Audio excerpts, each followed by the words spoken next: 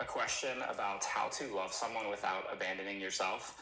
And long distance, like, friend that I have had, like, I've known them for several years, Mm-hmm. and we have had several times where we get really close and we won't talk again. We get really close, we won't talk again. But for the last 4 months, things have like gotten a lot deeper. She's making plans to visit, or I visit her. That's never happened. But my question is, um, we're long distance, and sometimes I feel like the time I put into her, I'm pulling away from relationships that I could have here, Mm-hmm. platonic or not.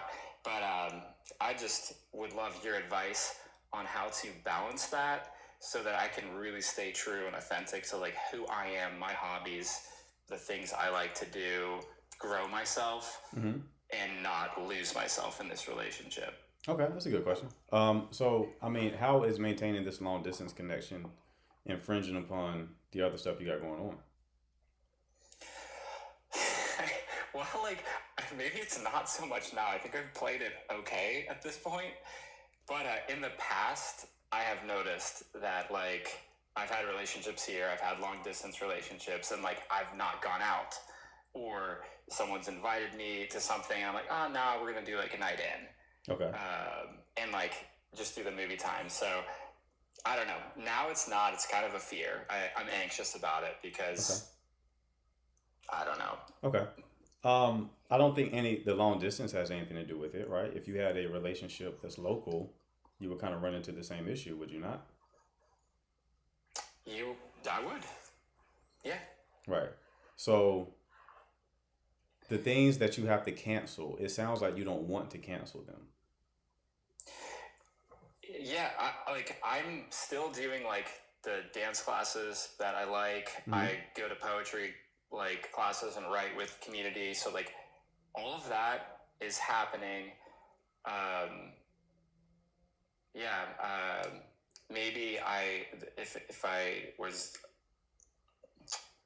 a little bit more honest about it, is the investment that I put into someone that's far away, and like I don't know if they'd ever be able to like move or I move or make it like I don't know if our lives are congruent, even though our chemistry is great.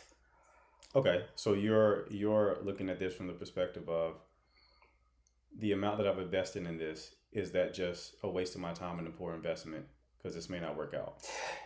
Yeah, I don't. I have trouble putting a time frame Mm-hmm. on it too. I'm 41. She's 30. Okay. Um, and yeah, I have a hard time setting deadlines for that. Okay. For me personally, How long have y'all been dating? um, we have been dating now for 6 months. 6 months. The last 4 months it got really intense, and as I mentioned, like we'd been really close as friends before that for a couple years, Gotcha. on and off. How much distance are we talking? it's it's like a 10-hour plane ride. Oh Um, wow. the Midwest to like Cincinnati to Vancouver. Okay. It's All right. far. Okay. We're my crossing brother, borders. my brother. I'm the one in the Midwest. My brother's in San Francisco, so like that does make it easier. Okay. But yeah, Okay. So have y'all talked about closing the gap at all? yeah, yeah. We've mentioned it in the past. It had seemed like undoable, but like I think she, I think she's like open to it Mm-hmm. because she's said that she like that as much as she loves her like the town there, she'd be willing to move, and I'd said like in a couple years I would be willing to move, but it's I don't know the I guess I'm worried about being vulnerable. Gotcha. Making the jump. Yeah. Yeah. It feels so much easier to be local, but I'm like, I really like our connection. Okay. And how frequently do y'all see one another? Haven't we haven't like we have been strictly text. Like we have not seen each other in person yet. We've been like dating for 6 months, like officially, and are hoping to meet in the next like 2 weeks, or sorry, 2 months. You said you had a friendship for years though, right? Yeah, we had a friendship because we met online on like on Substack, like commenting on each other's stuff, and like we like to say, like we would like read books together. So we would text, but these days we're doing like our daily calls. Gotcha. So you've never had a flesh to flesh experience with this woman. No, All right. that's the intimidating part to me. Right. This is a problem. This is a big, big problem, right? Because you can't really discern whether or not you will want to be with somebody until you have an embodied experience with them, right? Hmm. Like, this is biologically true. Like, pheromones is a big part of like attraction, Yeah. right? So, I don't ever recommend somebody actually get into a long distance connection with somebody who they've never met in person. The moment you decide that you want to connect with the person in that way, priority number one is not to figure out what their favorite color is. It is to get to them, close the Mm. gap, right? So you telling me that it's been 6 months and y'all haven't seen each other tells me that logistically it doesn't work. Maybe there's a financial component that stops you from seeing one another. Maybe there's a lifestyle component that stops you from seeing one another. But that will effectively render this as an incompatibility. Yeah, the logistics of it. Um, unless that changes. Absolutely. Right, right. Like I don't hear of stories like this working out. Not like Oh my this. god. Yeah, that's not what I wanted to hear, but it's what I needed to hear. Hmm. Now listen, you can make a point to get to her, but again, if like you can't do that, then the relationship isn't going to work. Right now, y'all are in a fantasy connection. Yeah, it feels like going forward, I almost have to treat it like I'm running a project or this is a business, and it's just like these are the times that we need to see each other, like at least once a quarter or whatever we deem Right. I between wouldn't the two even. of us, I definitely wouldn't even get in. it's bailing. Right. Like I definitely wouldn't even be official. Like be in a relationship with somebody who I've not met. I may explore them, talk on the phone, FaceTime, text, plan to Yeah. meet, right? I wouldn't be like, that's my girlfriend. Mm-mm. You don't know that person yet, right? There's been times people have these same type of connections. They meet in person and find out they don't really like the person like that. It's different. Like, yeah, you can have some Yeah. initial chemistry over the phone. Sure, I'll give you that. But like, it's just different in person, man. You can't. That's the real test. Is what is the in person? What is it? What does this experience look like when I'm in her presence, when she's directly exposed to my energy and I'm directly exposed to her energy? What does that connection look like? That barrier that the phone gives you makes things feel different. You don't get the full experience of the Hmm. person.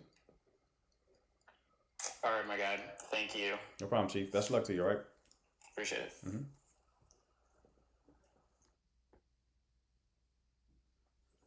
I am depressed. Can I share my problem? No, you cannot. But best of luck, though. Best of luck on that. But can't come out here with that. Let me see, Connor, my man. Connor, what's going on, bro? What's up, man? Chilling. No, so I've been working on what we talked about last time, not being funny 24/7. Right. You know, Right. and it seems to have helped quite a bit. Really? More. Well, like I went out to the pool hall with a couple friends the other night, and there were some cute girls next to us, and Uh huh. I got one of them that night, and Okay. she came over the next day and had a very decent conversation and a very, very good time. Okay. But I was, listening to what she says. When she talked about something more personal, I like toned down and just was like, I'm sorry that happened to you. I didn't make a joke. I didn't try to figure it out. So. Okay. You know what's funny? You Um, sound like a psychopath trying to be human right now. Yeah, a little bit. Okay. But the girl that I've talked about before, so we play volleyball every Wednesday now together because she asked me to be on it. Even though she's ghosted me twice on text now. Hmm. So she's asked me to be on it, and This past time, she was very sexual whenever we had time together. Like, she brought up something raw. She's like, yeah, doing it raw. I was like, yeah, that's the best kind. She goes, yeah, it is. You know, just you can't get much more sexual than that. Indeed. And then some girl was like, oh, you got the ball in her mouth. Some older lady screamed that, and we looked at each other and laughed. She's like, yeah, she did. Like, very good tension now. Like, I joke with her, and I joked about her being on top, and she's like, I don't like being on top. But so all that, but still no text, no call, no hangout. I don't know. So have you tried to initiate some degree of hanging out? Yeah, so I kind of set things in motion throughout the day when we were at volleyball, because she was like, oh, you know, I had trouble sleeping, or I haven't eaten today much. And I was like, oh, well, what food do you like that you need to go try or haven't had in a while? She's like, oh, I love Mexican food. And I was like, okay, I love Mexican food too. Queso, white queso, yeah. And then she talked about being tired later, and eventually I just dropped it because I hadn't eaten either. I was like, you know what, I'm gonna go get some Los Cabos, Mexican place here. And she was like, oh, that sounds amazing. I was like, you want to join? She goes, oh, I'm just really tired. Otherwise it would be a yes. Mm-hmm. So yeah, but I mean, we still like walked each other to our car. We always find ways somehow to walk together outside alone.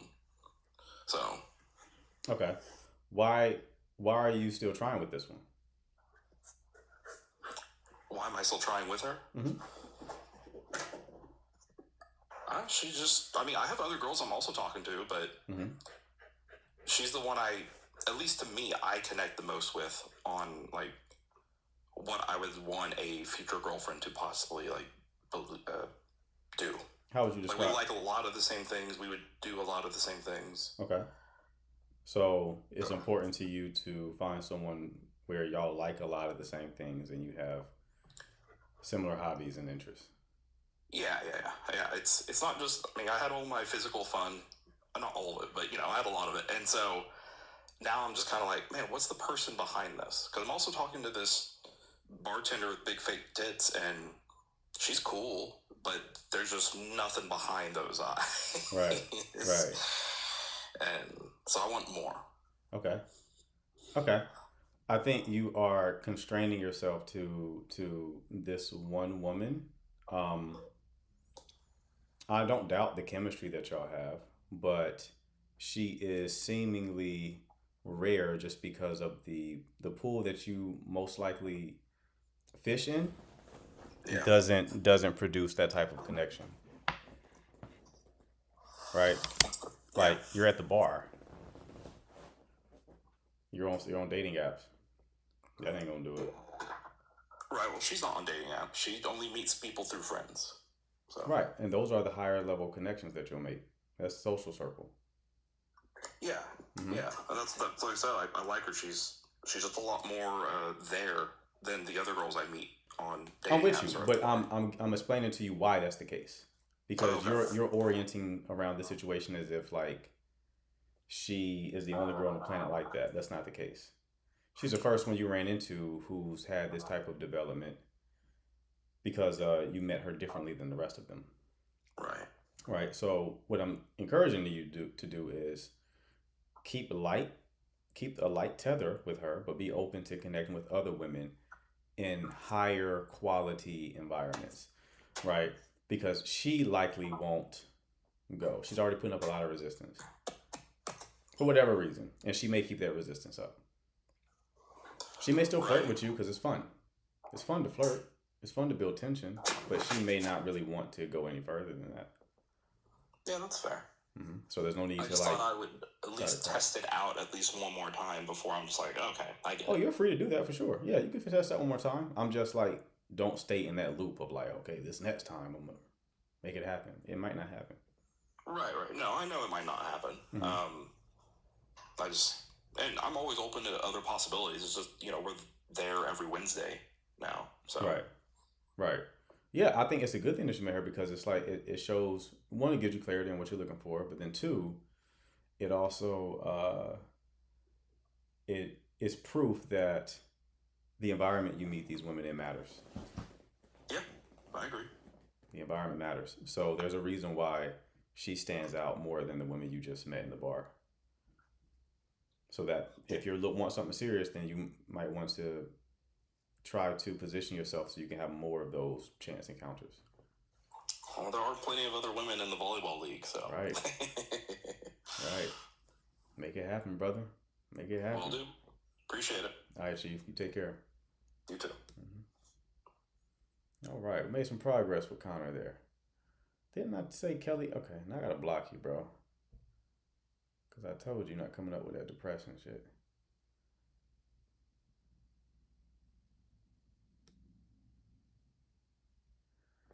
All right. Who we got next? I think she might have dropped already, actually.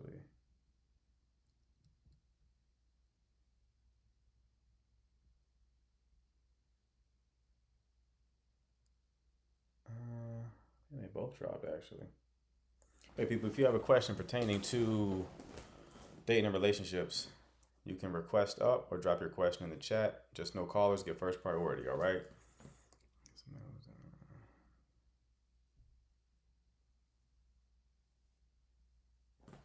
Yeah, I don't get that. What's going on? Girl Fitness? What is happening?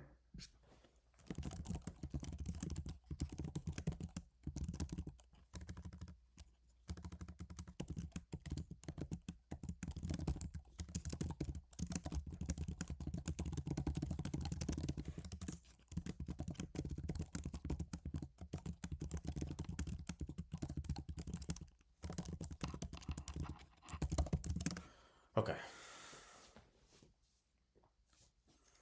All right, people, what questions we got? What questions do we have?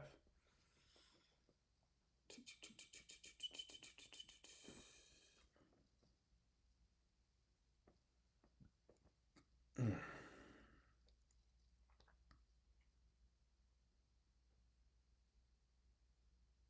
it says static environment, right?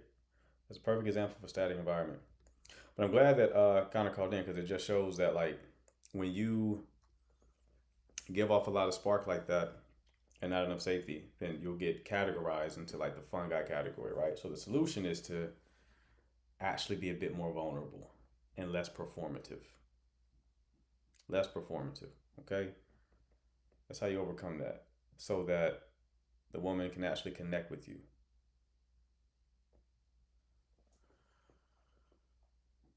Graham, what's going on, bro?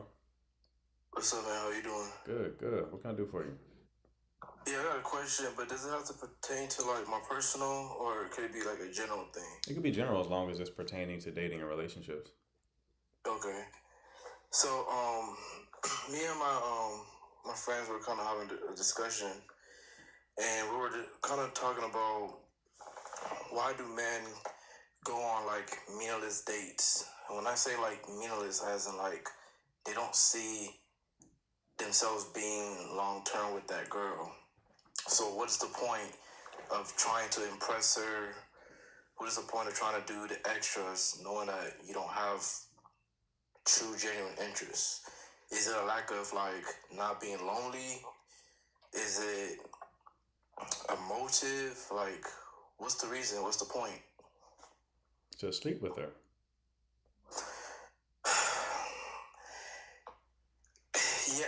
Yeah, and that's what I concluded too. But then when you think about having to go the extra mile to do that, it's just like, why? You know? What is the real point? You know, oftentimes you do that, you're like, okay, next. But you invested so much wasted time just to do that. I don't know. Right. It's not about the act. It's about validating an identity. They don't have anyone else. They don't have any other methods. They're not moving through life consciously. They're not asking that question. The question that you just asked, they don't ask. People are at different levels of consciousness. You ever heard of like the term NPC? Yes. They live life in a reactionary state. They don't question things. They are programmed and they follow the program, right? They saw their favorite rapper drink lean, so they drink lean. You get me? Yeah.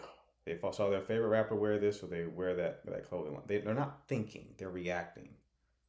Okay? What's really happening underneath the surface, so they would never even ask the question you just asked. They would never take a step back and say, why am I doing this actually?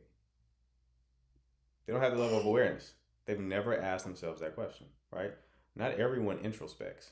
Some people literally live in the moment. It's moment to moment awareness. Not to call them animals, but like this is the closest comparison that I can make. It's like a dog, like they just Yeah. just going off of biological impulses. But what's really happening is they're affirming an identity, right? They don't have any other mechanism that makes them feel like a man or that they're masculine. And the easiest way to feel like a man is to sleep with women. It's a single woman. Interesting. The easiest way. Everything else is harder. Getting in shape is harder. Making money is harder. Right? It takes time. There's a time delay to it. You can sleep with a woman though. But I wouldn't say that's super easy though. It's not super easy, but you can achieve that faster than the other avenues. Okay. And it depends on the woman too. There's low quality women as well. Right. Who also have the same wound where they also hold on. And these women, some of these women have like the same wound where they want to feel desired. Right. So they don't even know what love is. They think that someone pursuing them for physical intimacy is love, right? So it's affirming that same identity, like I'm desirable, somebody wants me, right? And it's just two people using one another. But what were you about to say? Yeah, and then just to add on to what you just said right now, I hear a lot of people saying like, oh, there are men who quote unquote prey on like younger women, like let's say they're in their 30s and they prey on women like in their early 20s.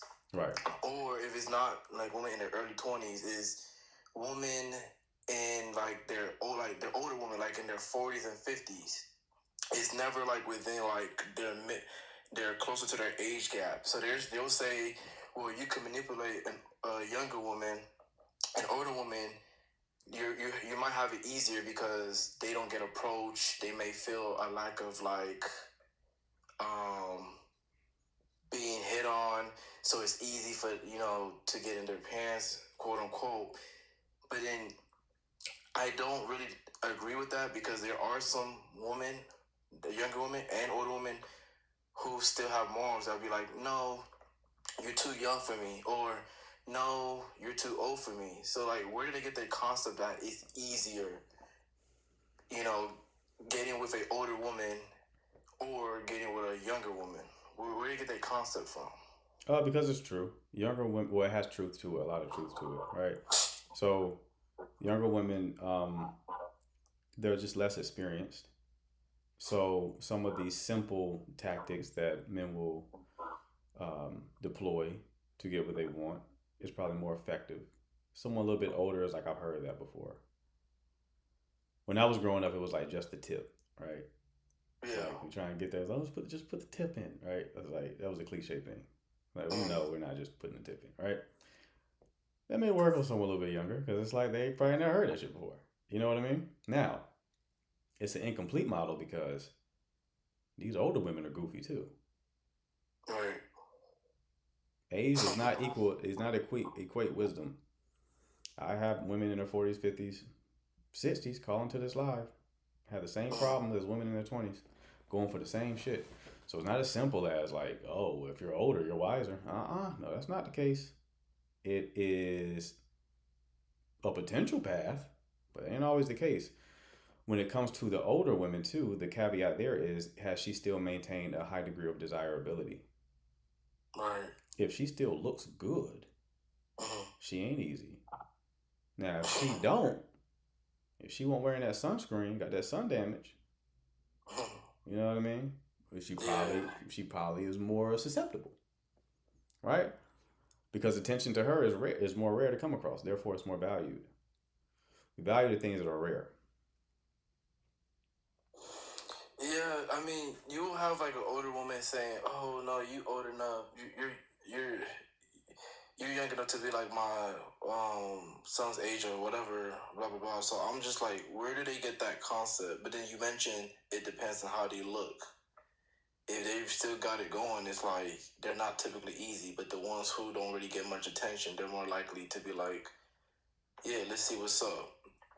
Right. But I don't know. Right. Sometimes it's a shit test too, just to see like what you're gonna do with if I reject you.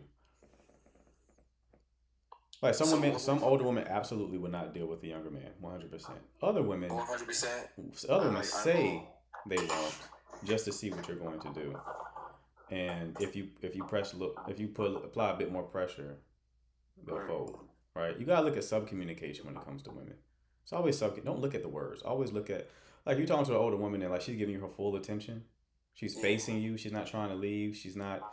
She's making strong eye contact. She's smiling, and then she's telling you that like you're too young for me. No, her the sub communication is she seems to be really grounded in this conversation. It doesn't seem like she's trying to leave it.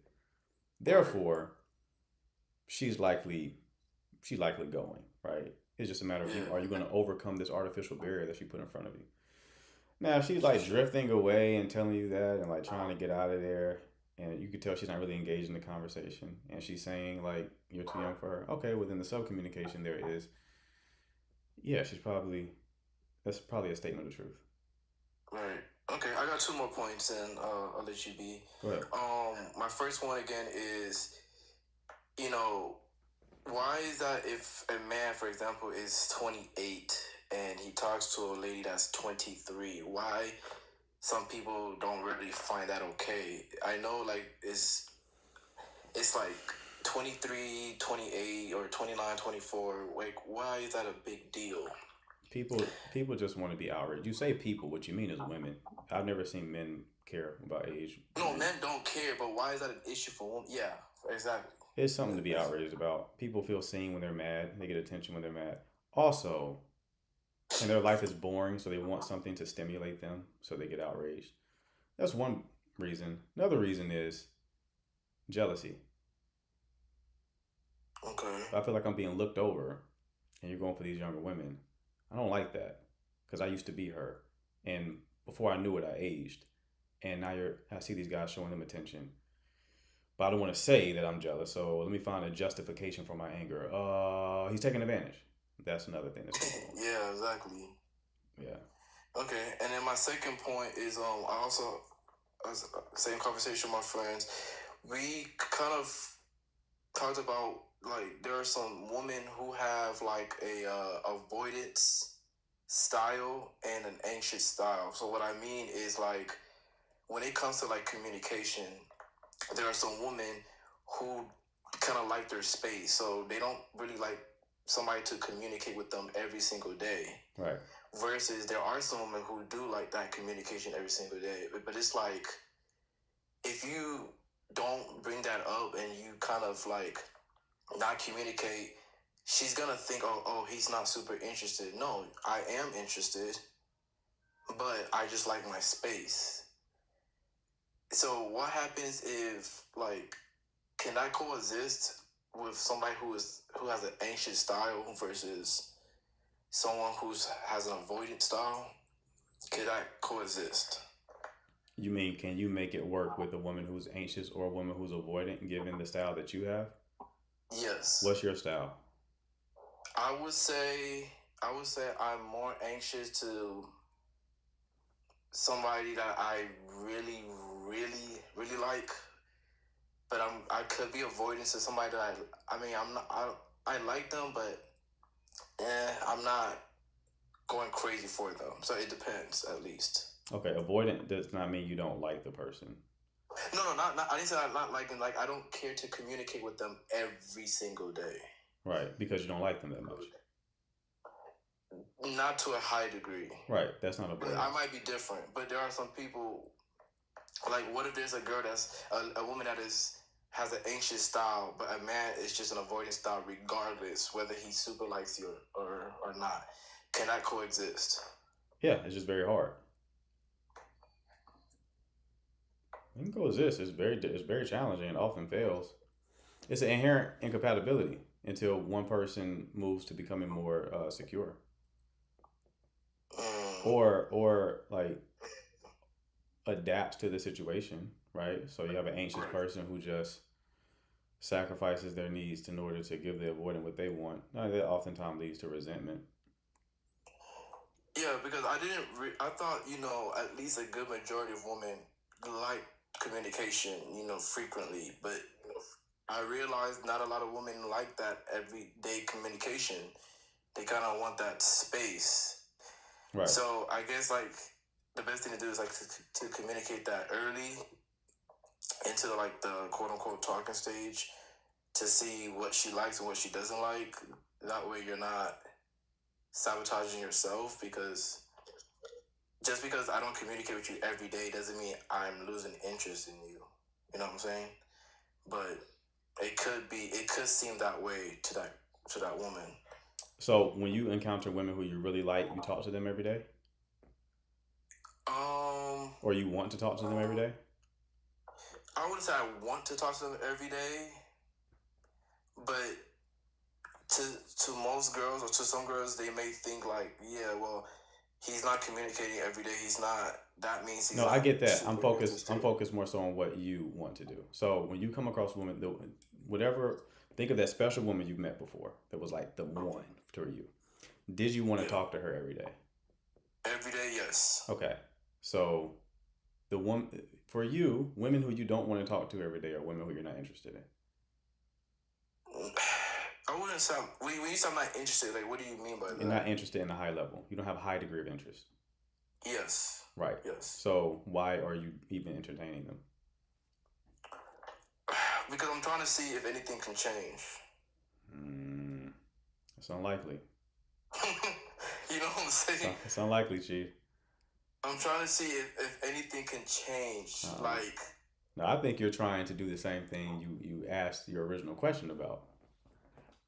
That's what I think you're trying to do. You're trying to get them cheeks.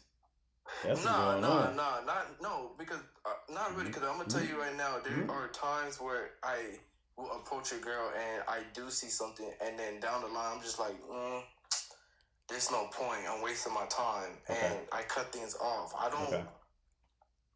I don't fake it till I make it, How and fast do you that's what. normally cut things off?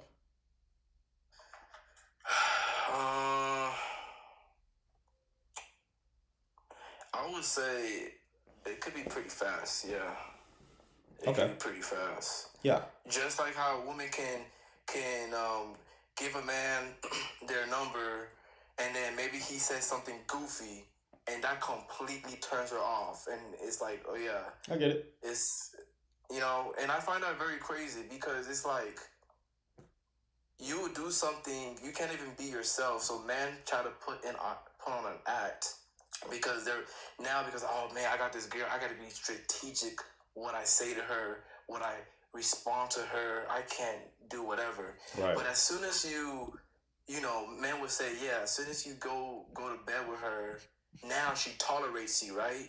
Now you could do the most ridiculous thing and she tolerates it. But so it has to lead to that point for her to tolerate you. And I'm like, that's interesting. I really do find that interesting. It's like you didn't tolerate him before, but because you slept with him, now it's a different story. I don't get it, but hey, it is kind of what it is in a sense. And then also talking to one of my friends, I'm like, okay, if you really like a girl and you wanted to make her your girlfriend, would you do it? He's like, no, I have to sleep with her first, because what if it's not good? What if it's not this? Right. But I've already made her my girlfriend. But a girl's perspective is like, well, Smash is not everything. We can always get better in practice. There's more to Smash. It's like two different people with two different ways of approaching, the matter. I don't know. Dating is kind of weird nowadays, for real. It's complicated for sure. But I still double down on like the first thing I said, which is I think for you a really good heuristic is if I don't want to talk to you every day, if by 3 dates I don't want to talk to you every day, Yeah. That's not it. It's not gonna change, huh? What you're saying? It's not gonna change. It's not gonna change, brother. So you might as well not waste people's time. You know. Yeah. That's the same heuristic I use on myself. You know, I got ADHD, so it's like for me, if I talk to someone who I'm not really interested in, it feels like a chore. It feels like I'm doing laundry. You know. But if I like you, Is it not possible to like still have interest, but just like not to a high degree? right? Is that not possible? Sure. Yeah. It's a spectrum. But I would Right. argue that you want it to be a high interest, right? Right. Like if you flip it, let's say you were dating a woman and she was like, "Yeah, I have like moderate interest in you, not high interest." How would you feel if she told you that? I will sort of feel some type of way. Right, Yes, you wouldn't I'd like be it. like, interesting. All right, so don't deal with the ones you don't have high interest in. Well, that's all my questions. Appreciate you for answering them. No So problem, Chief. You take care, man. thank you. All right, good questions, young man. Young man, good questions, young man. This V with a camera that was had Tourette's or something. What's going on with her camera? What's going on, Miss V? I don't know. Okay, let's see. Do I have to push save? Oh, I don't know. Okay. You don't have to turn it on Let's at see. all. Hopefully it won't give any issues. But I guess I don't need the camera, right? Correct. Yeah. That's, Okay, there it is. you can go ahead and turn I that don't know off. what's going on. You can go ahead and turn it off, love. That's going to be very distracting. Aw. Can you hear me? I can hear you, but yeah, it's Okay. really weird. Yeah, I'm not sure. Yeah, there you go. All right. I've never seen this before. Yeah. Question. I have a question for you, but this is annoying me, so I don't know if I have to go down and come back up or what, or wait. Yeah, request back up and let's just leave the camera off. Okay? All right. Okay.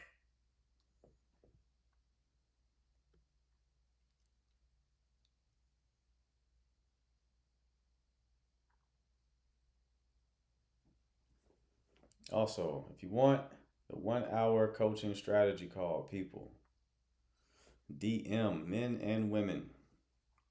We'll solve your issue, give you an action plan of attack. You also get 2 weeks of DM support. Okay, so if you want the 1 hour strategy call, the 1 hour coaching call, you can just shoot me a DM, hit the button at the bottom of the screen with the arrow inside the dialog box. I will be in touch. Okay, all right. Did Shorty connect? I don't think so.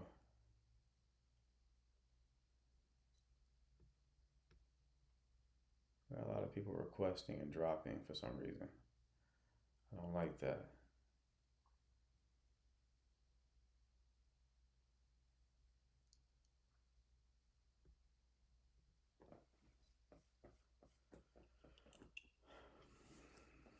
All right, people, if you have a question pertaining to dating or relationships, you can request up or you can drop your question in the chat. All right, but callers get first priority. I don't think Epic Times is going to connect, so we'll go ahead and disconnect them.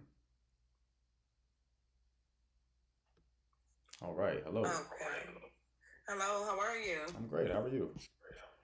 Good, good. Thank you for allowing me to come up and chat with you. Absolutely. So I've been watching your platform, and first of all, I'd like to say thank you. This is a really great platform. You give really good advice. Thank you. So I'm 53, single, and pretty well established in my career. So I'm finding that I'm old school, so I'm looking for the hunter gatherers, right? The guys that kind of go after the women. So I'm finding that I don't get a lot of guys approaching me, and I'm trying to figure out, is it because they're not hunter gatherers, or is it because men aren't interested in women in their 50s? I'm just trying to figure it out. I wouldn't go that far. So, okay, so you're expecting to be approached out in public? Mm-hmm. Okay, so what spaces do you expect to be approached in? Any spaces. There's no specific space. I mean, if I'm in a grocery store or if I'm at a lounge, and I do find that I'm approachable. So my approach is that I feel like my job is to let the man know I'm open. Mm-hmm. And I think that we're kind of now in this era where men are so used to aggressive women. I lived in the South for about 15 years, and women kind of now, I lived in Atlanta. So when you have like 9 women, to every one man, it's like a race to get to the man. So I'm the person, I'm not going to chase a man. I'm just not. I'm just old school. So I find that the women who go after the man usually get the man, and then, a couple months later, they're not even seeing each other. It didn't work out anymore. Right. Okay. Yeah, I mean, it does get harder the older you get. I'm not gonna lie to you. It definitely gets harder the older you get because, and partially the reason for that is because what men value in women is different from what women value in men. So, for what women value in men, it takes men time to accomplish those things. For what men value in women, and this isn't like all they value, right? But it's like it's a major component. For what men value in women, it tends to be more.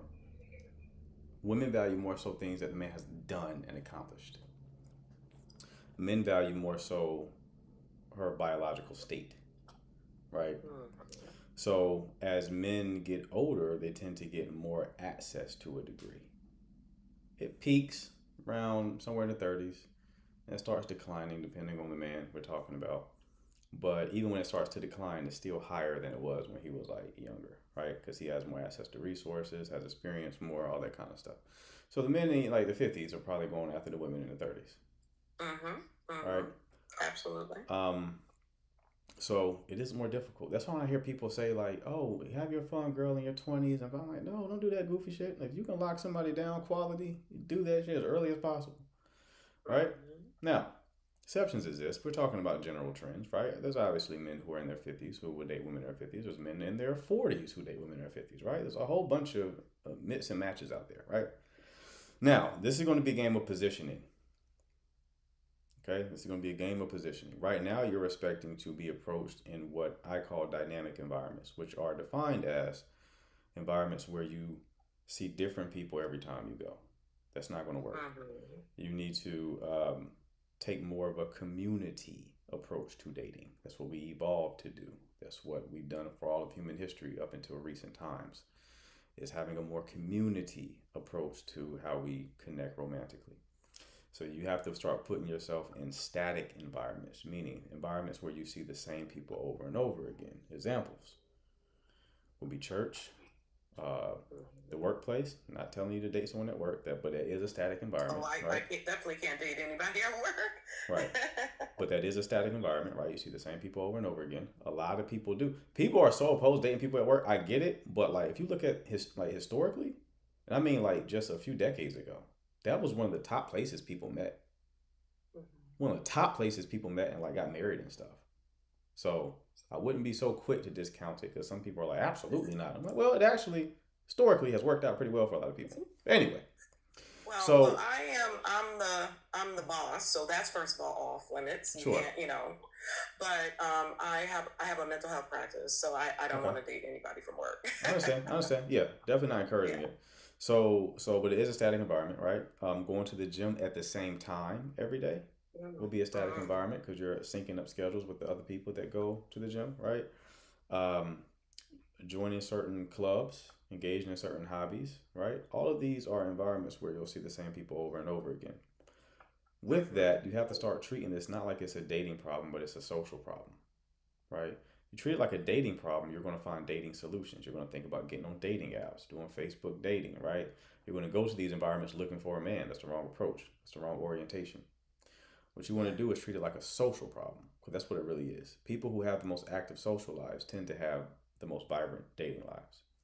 People who are very active socially have a lot of social connections are not on dating apps. I promise you, they're not on them. They Yeah. don't need to be, right? Yeah, absolutely. So And I do want to correct because, it's not that no men approach me, but they're always young men. I Okay. mean, like my son's age, oh wow, and I'm like, okay, that's just not right. It's always Right. the younger men. So I just don't have older, more well established professional men approaching me.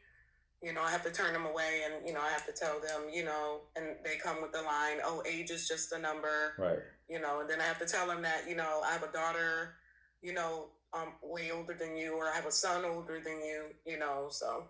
right. No, I get it, but you're also dating in what is called a thin market. You want older, more accomplished men. They are typically married. Mm-hmm. Older, accomplished men, not just older men, single as shit, right? Older, Yeah. accomplished men, typically married. Yeah. So if you're trying to find a single, older, accomplished man who also dates women around his age, very, Yeah. very It's like thin market. a unicorn.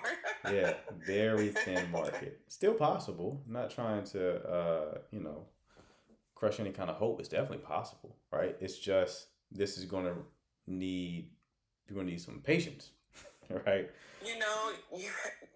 I think you're absolutely right, because I feel like I have to wait for them. I mean, I hate to say it this way, but you have to wait for them to divorce, then play the field for a little while. Mhm. You're tired of playing the field, Right. and then be ready for round two. Right. So it's like, come on now. Yeah, because he definitely hasn't just been single until his 50s. Yeah. That's not the one you Yeah, want. that's not gonna happen. You want the one who's like a widower, right? Right. Who's crying at the grave, and you just waiting by his car. Like, go ahead, wipe them tears, come back, right? You A want little creepy. you want that one, or you want the one who's like you said, divorced, but then he's exactly like you said, going to play the field or heal until he's ready to get back out there. But you improve your odds of making this connection again when you treat this like a social problem, because the second order effect of meeting more people, having more platonic connections, is you increase the odds of one of them introducing you to someone who's in that exact same situation. Mm-hmm. But people don't, Yeah. again, they treat it like it's a dating problem, so they never make those platonic connections. Yeah. They're hyper fixated on just where the men at, where the attractive men at, and they're missing the real strategic play, which is let me just connect with people in general. That's just a hack for life. That solves almost every problem in life. Is just knowing more people, right? Absolutely. You know what I yeah. mean? You have a medical issue. Oh, I know a doctor. Oh, you need a job. Oh, my friend is hiring. It's just it for every problem. Meeting, Yeah. just connecting with more people, fellowshipping with more people, just makes solving problems a lot easier. So, and dating and relationships are no different. Yeah. You know what I do find? I do find that men that are in my universe that maybe I would say don't have the courage to make the move Mhm. won't introduce me to their friends. I don't. It's like they're Men typically don't do that. holding it hostage. Yeah, men don't play matchmaker like that usually. I'm not saying they never Yeah. do it, but it's not really a thing that we do. Women do that. So when I say meet people platonically, I mean like other women platonically, Okay. right? Like she may know her husband's friends and may know the one who is a good fit for you. The husband ain't even thinking about that. We don't even think like that. Like you tell us you're single, like, oh shit, that sucks. Well, I hope you figure it out. All right, now what's for dinner? Right? Like Right. we're not even thinking about it. It's his wife who's like, you know who would be good for Miss V? Tim. She's saying that in the car. And he's Yeah. like, really? Tim? She's like, yeah, Tim. Well, all right. Yeah. Right, that's how that conversation to go. So you gotta start mixing and mingling and connecting with more people. I'm not saying you have to be like the super extrovert, but just your positioning is what you want. Mhm. Right now, you're not positioned. You want to be And I think you are right. I don't do a whole lot of social activity. So I definitely can take that advice and get out maybe just a little bit more in these spaces. And it compounds. Again, you don't have to this is more of a long-term play. You meet one new person per get together, that's plenty.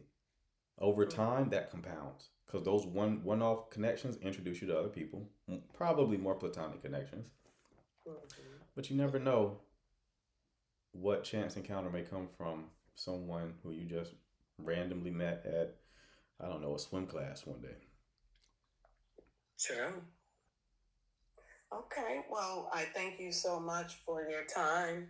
Absolutely, love. Best of luck to you, all right? Thank you. Take All right, care. Take care. All right, who else do we have? Adita.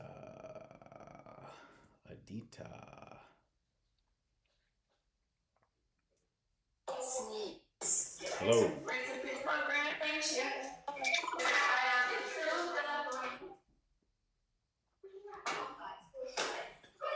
She didn't mean to request up, apparently. Okay, Kaylina?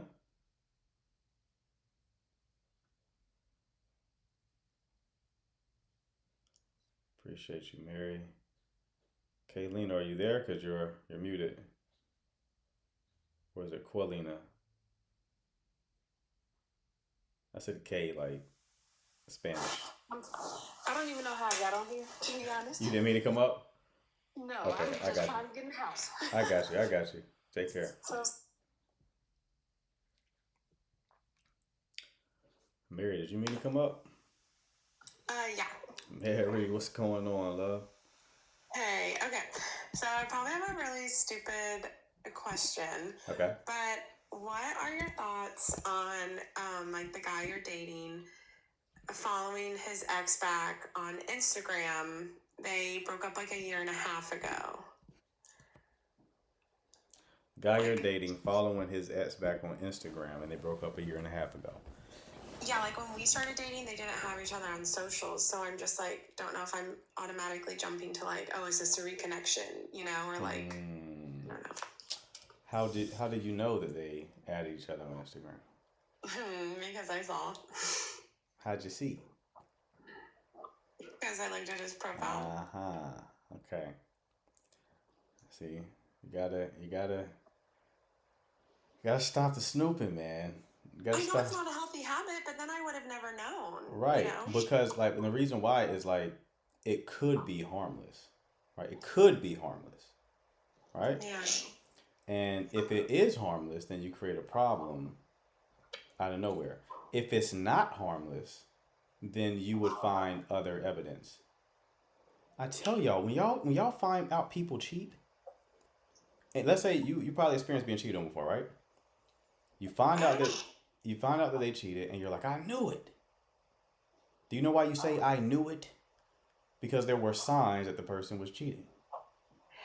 Yeah, and I get that. I mean, I actually, like, I haven't really dated in a very long time, and Right. really just like college, I don't know Right. that I really was ever cheated on, so I haven't had that experience. So I'm saying, like, but you still are perceptive enough to like if they're talking, they're texting on their phone, they're tilting their phone, or maybe they put the phone underneath the pillow, right? There's always signs. So when people get cheated, very rarely is it like complete blindsided, like, oh, I never expected. Normally it's like, I knew something was going on, right? So considering that most of us are perceptive enough to pick up on that behavior, there's no need to snoop.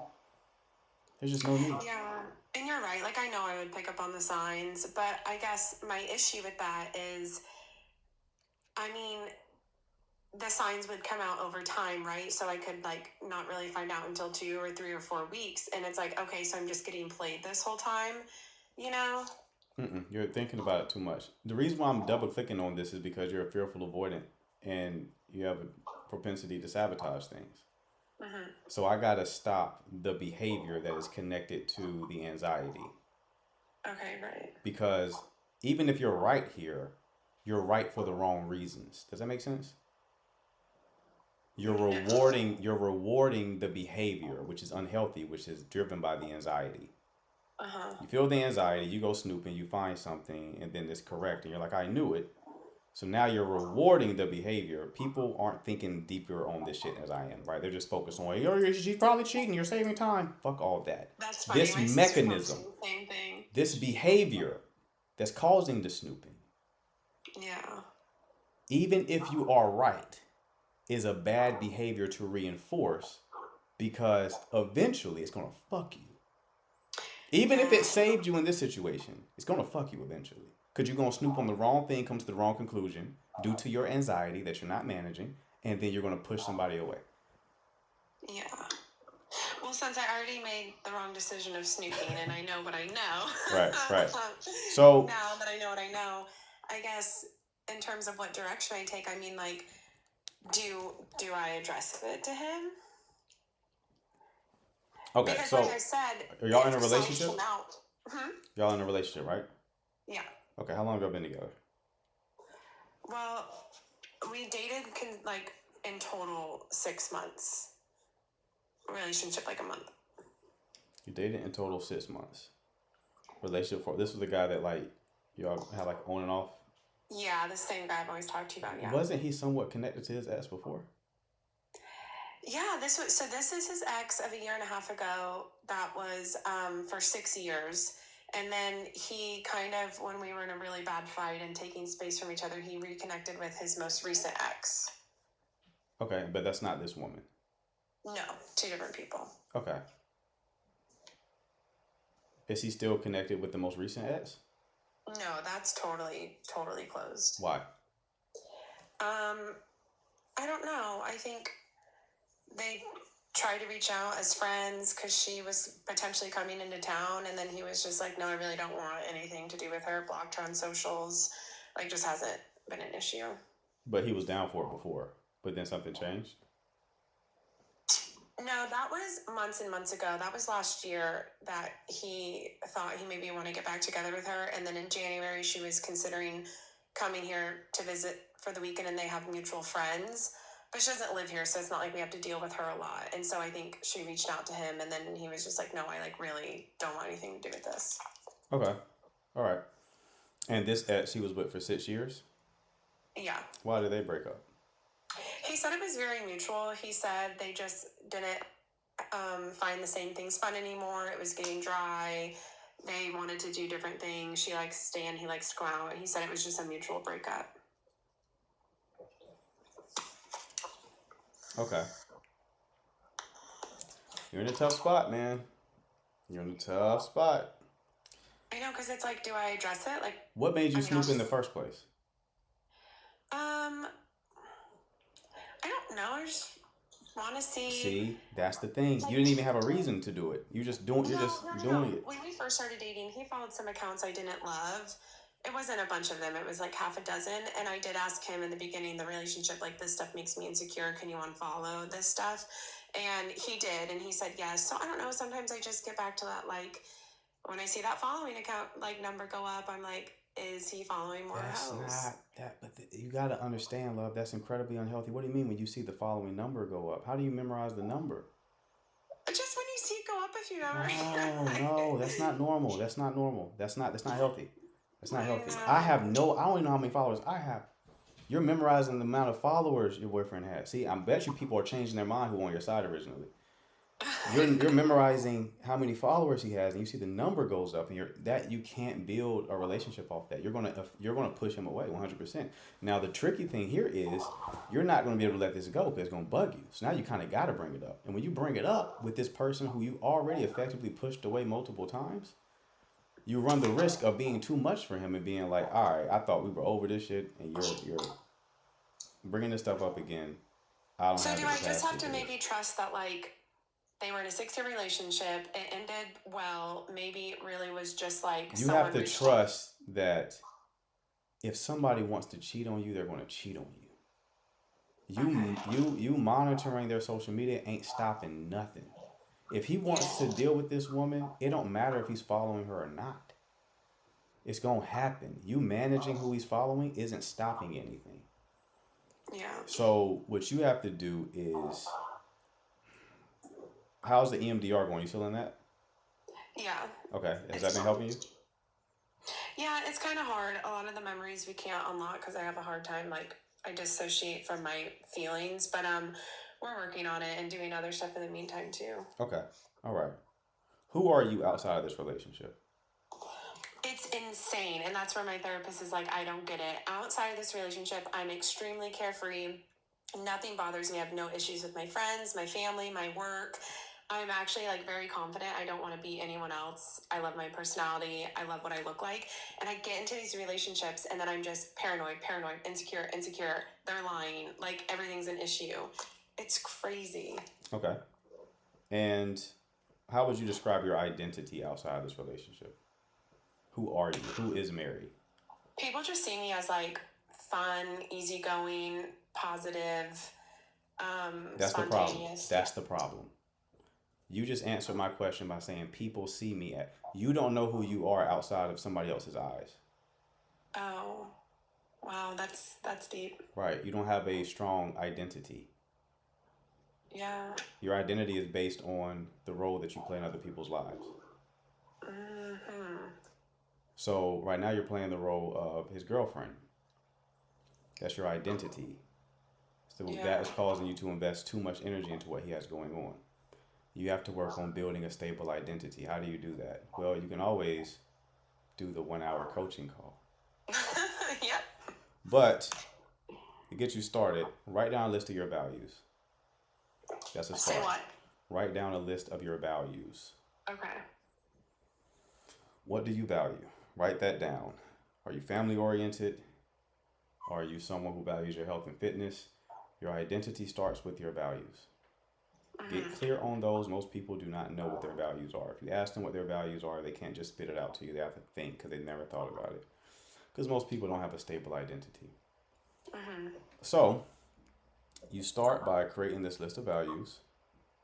And then that is a good foundation for you to build up your own identity and have a life outside of this role of his girlfriend that will naturally make you stop orienting him 24/7 in what he has going on.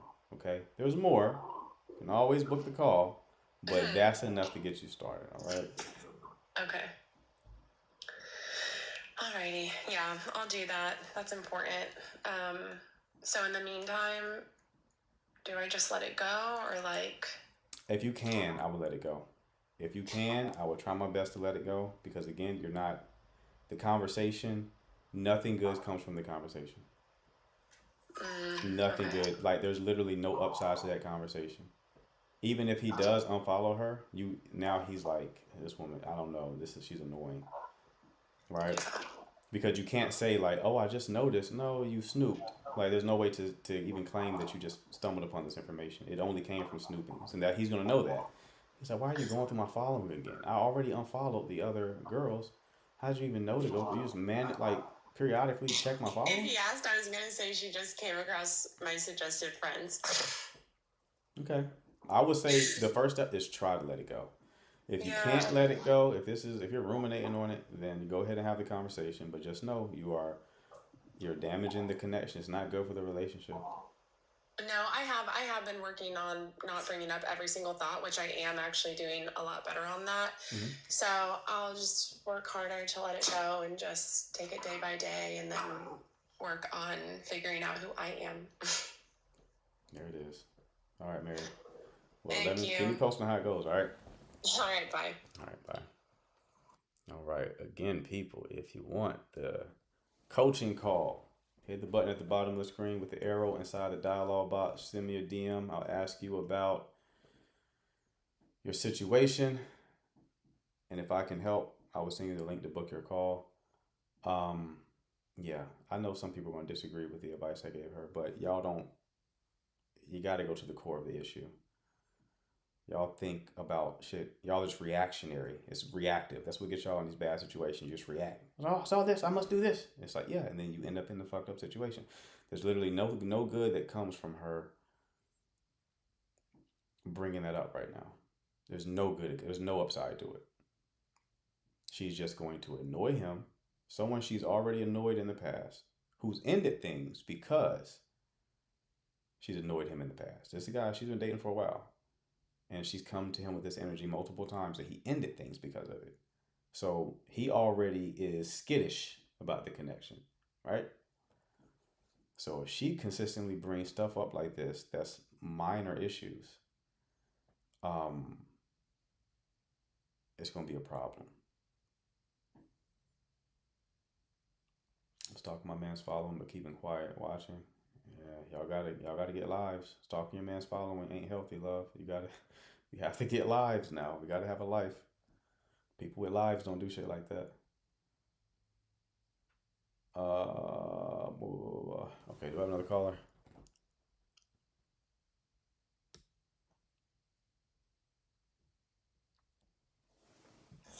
Hello. Hey, how you doing? Great, how are you? I'm good. By the way, I like your show a lot. Well, your live a lot. I Thank look you. at it a lot. Thank you. Appreciate you. So, I got a question. So I been talking to this guy. It has not been long at all. Probably about a month. Probably about a month and a half, I want to say. So we both like each other. We live in different states. I'm North Carolina. He's Virginia. So Okay. we're not too far. About 2.5 hours. All right. We met. We seen each other twice in person already. We both feeling each other. We both interested in each other. He wants to. He just when we first started talking, he just explained he would like to take it slow to really get to know me and things like that. Mm-hmm. So my question is, help me to stay in the mindset of taking it slow, because my little reactions be like, okay, all right, we're doing this. Okay, oh, it's going good. Like I get excited. Right. So, like, how do I like really just like, because I like a man to lead. You know what I'm saying? I like that. So how do I just calm myself and just let it flow? In the beginning, he was I know I'm asking you a lot of things, but in the beginning, he was sending me messages, and sometimes he wouldn't send me messages. Not go like no days or anything, not talking. Probably like, I don't know, a couple of hours, and then I would be like, "Hey, do you think we could communicate a little bit more throughout the day?" And he was like, "Yeah, sure. Thanks for letting me know." And like, it hasn't been anything crazy, but I just want to make sure that I don't mess it up. Get out my little zone, Mm-hmm. Of anxiousness, Right. So, how long have y'all been dating? Like I said, we only been talking for like a month and a half, almost 2 months. Okay. And this is long distance. You said Virginia and North Carolina, right? Uh-huh. And you've seen each other how many times? Twice. Twice. Okay. So 2 months, once per month. How'd y'all meet? Actually, well, I just started doing like recording workout videos, and we met. He actually came DM me in my IG. Okay.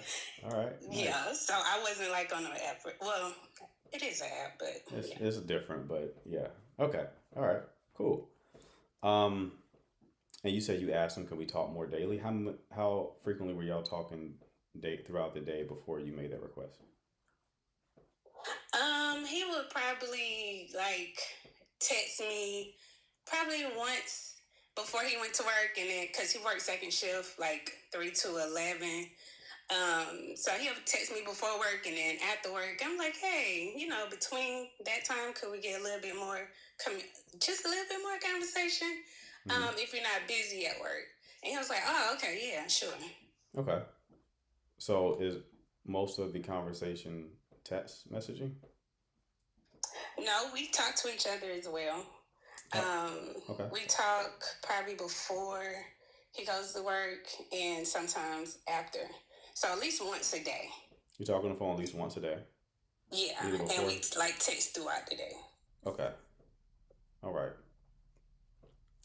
And your main question here was how to pace it?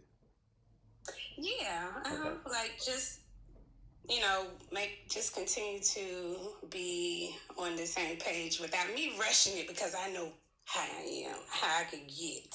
Right. How long ago was your last relationship?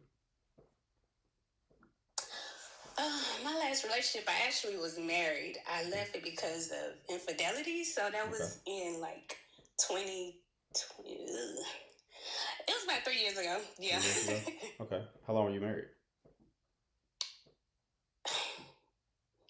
It wasn't long, but I dated my ex-husband for 3 years, and he cheated on me while I was pregnant. So Oh, that wow. only we was married. We was married for like 11 months. Okay. Once I found out he had cheated, There's no shame in that. I mean, kudos to you for leaving. A lot of people yeah. stay.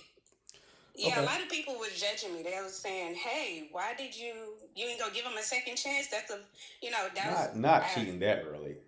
Not Huh? cheating that early. Come on. Like, you can make an I was like, argument. Like, I could understand, like, y'all got years in the game. Like, no cheating is okay. But I can at least wrap my head around cheating. Like, you've been together 5 or more years, right? We're talking like less than a year married. You couldn't hold it together longer than that. Nah, get out of there. Right, and I was pregnant with both of our first, like that's And our you were first pregnant. child Yeah, between me and him. Absolutely. And I was like, "No, what y'all mean?" Oh, so he couldn't control himself because you were actively pregnant. Yeah. Okay. Mm-hmm. Yeah, it's a discipline issue. He lacks self-control. Okay. So the real answer here is similar to what I just told Mary, the previous caller. You are obviously anxiously attached, right?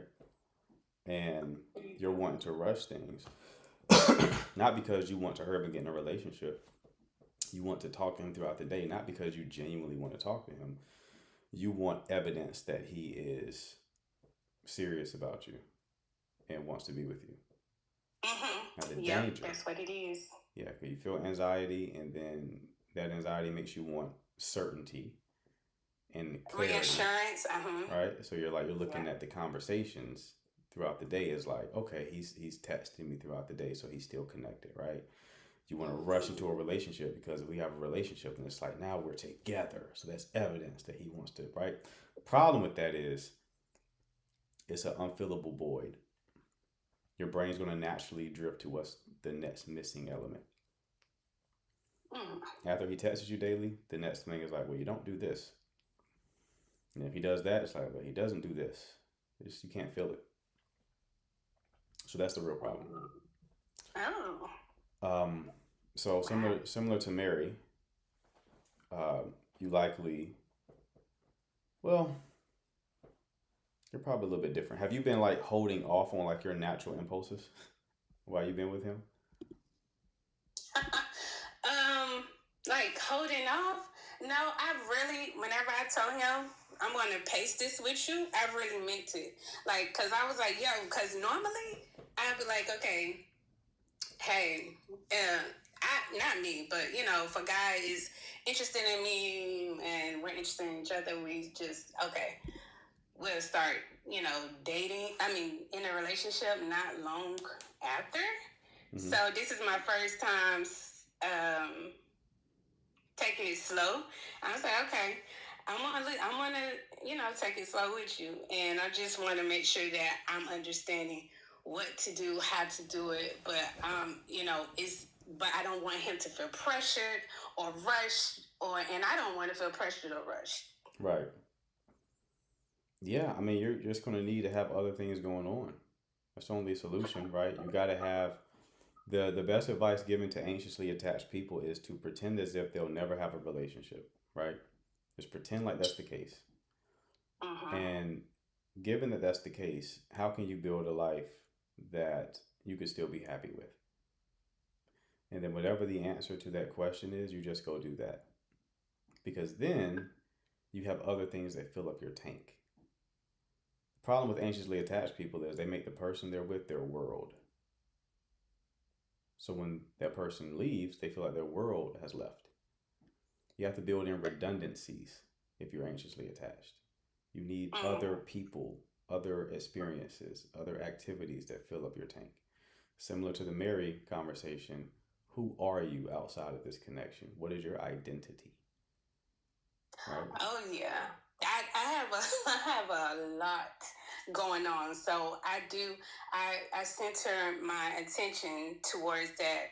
I'm in the gym heavily. Like I just started my weight loss journey. Of course, I'm a mommy, but that's what I had to literally do. I literally had to tell myself, okay, do this.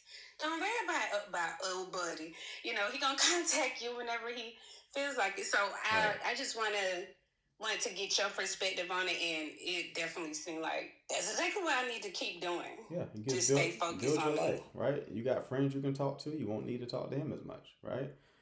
There's other people that you can call, other people who you can connect with for your tank up, right? You just need a fuller life. That way you won't orient around him as much, because the things you're requesting of him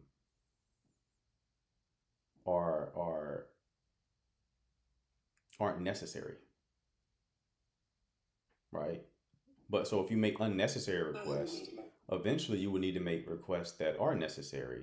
And from his experience, you're asking for a lot. Does that make sense? It's like It makes a bank. a lot of sense. It's like it's a bank account, and you'll be overdrafted because you were taking money out you didn't need to take out. So when you needed the money, you didn't have it. Make sense? That was a good That analogy. makes a lot of sense. Yes, sir. Okay. So should I go should I be like, you could chill on the test then? So you already asked. Because he didn't mind. You already asked now. Yeah, I know. Really help. But like if he doesn't do it, like if he kind of drops off, which likely will happen, then don't be like, hey, I thought we talked about that. Just leave it alone. Right? Just leave it alone. As you focus on like building your life so that you're not as fixated on this connection. Okay, that makes sense. I wear I'm a lover girl, as I say. I guess I wear my heart on my sleeve. So yeah, thanks for the advice. I'm gonna keep on just focusing on what I was focusing on before he even showed up. So There we go. All right, Level. Best of luck to you.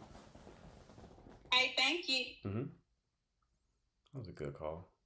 It's crazy how you can just like keep finding new ways of saying the same thing. But yeah, anxiously attached, folks. That was a good way of saying that, right? That analogy. It's like she's making requests that aren't really requests. It's requests to ease her anxiety, right? But it creates a condition where when she actually has a real request to make, he'll feel overwhelmed, right? So it's like a bank account. It's like you're taking money out that you don't need, buying shit you shouldn't be buying, and then when you have an emergency, you really need the money, you're overdrafted.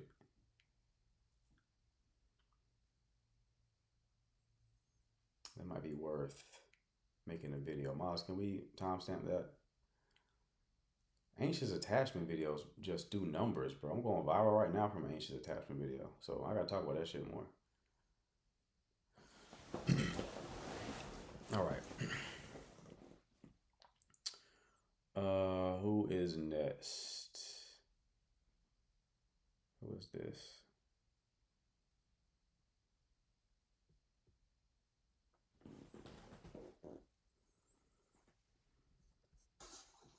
Hello. Hello. How you doing? I'm okay. I hope you're good. What can I do for you? So, I'm going to try and make this as short as I can possibly make it. Okay.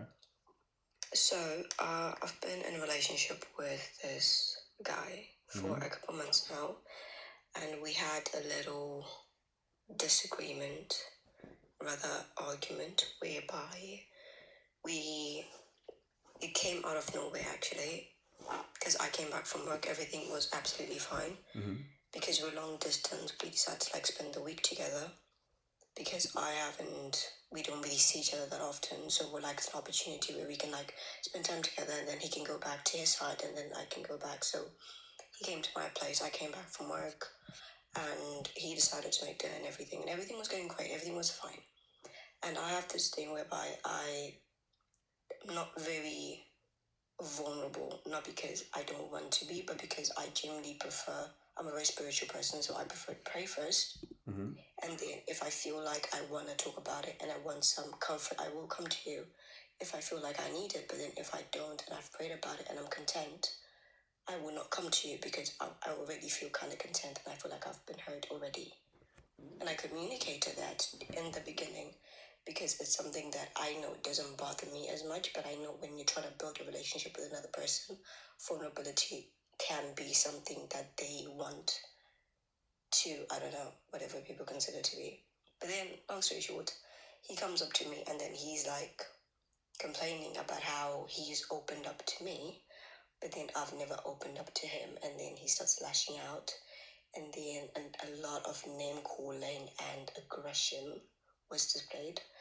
And my response was I just looked at him and I waited for him to finish screaming and lashing out and asked him if he was done. And then he was like, yeah. And then I kind of chilled out about it first because in my head, I'm like, I don't like talking to people when they're like angry or frustrated or in that type of zone because I feel like I won't get anything out of them. And I get irritated because I'm not really having a conversation with you. I'm having a conversation with the angry version or whatever version of you you're in. So I'm going to wait for you to cool down and then we're going to sit down and talk about it properly. So next day came about it. I sat him down, we talked. And then he told me that he apologized. He didn't really let me speak. He just apologized. And whenever I try to speak, he'd cut me off. And then he started trauma dumping. And then the next day I broke up with him. And it has not been great because he came back today and we had another fight where he was asking me why I broke up with him. And then he was on some, I'm going to change. I realized I was kind of reflecting my issues and how I view myself onto you, and that isn't fair, and etc. So, like, that's kind of all I've got so far. Okay, so what's your question here? My question is, how do I go about the situation? What situation? Y'all broken up, right? Yeah, but then he says he wants to try again, and I'm not really sure about how I feel. If I want to, if I don't want to. Okay. How long were y'all together? It's been a good 6 months. How'd y'all meet? It was a small gathering with a couple friends. Okay. And his main complaint to you was what again? Sorry? What was his main complaint that caused the initial argument? He didn't like how I wasn't vulnerable, and he wanted me to be more vulnerable because he was vulnerable with me, so he felt like that energy should have been reciprocated. How was he vulnerable with you? He told me about his childhood, a lot of trauma, and basically a lot of crying. How soon did he reveal that information? Sorry? How soon did he reveal that information? I think a good 4 months in. He was crying to you 4 months in? Yes, he was. How old are you two? Sorry? How old are you two? I am turning 23. That's how he is 24. Okay. All right. Young. All right. That's not normal to be crying in front of you like that.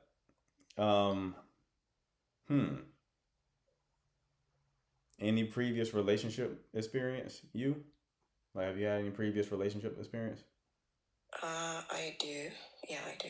Okay. Has anyone ever made complaints that you're closed off, cold, things of that nature? Yeah. They have.